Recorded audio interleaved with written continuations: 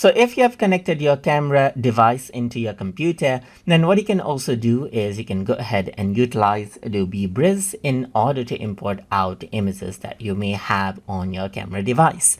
So to do that, you need to go around onto the file menu, and then you need to go around and choose get photos from camera right here. So once you go ahead and do that, you can see that you can go ahead and select out a camera device. So over here, you can see that it says camera or card reader, and it detected out the images in that particular drive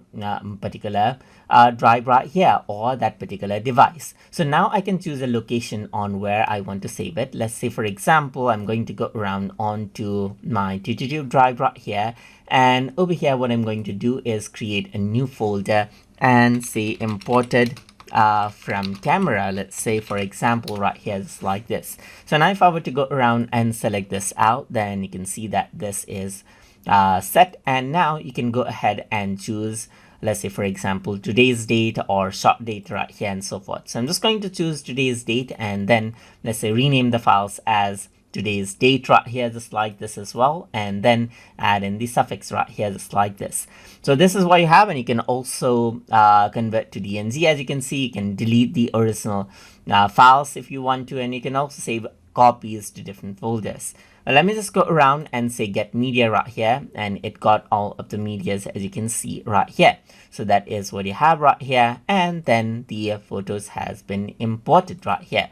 So now let me just go around over here, and it says second new window in Bridge opens as secondary windows right here. So as I open this up, you can see that this is what you have. It actually went ahead and imported out the photo right here as today's date, and you can see that this has been imported from the camera device right here, just like this. So I imported this in a particular folder. So if I were to go around over here onto YouTube drive, let's say, for example, then I can go around over here and go for imported from camera, and if I were to go ahead and open it up, you can see that I have all of these files right here. And that is how you can go ahead and import out photos from camera inside of Adobe Bridge.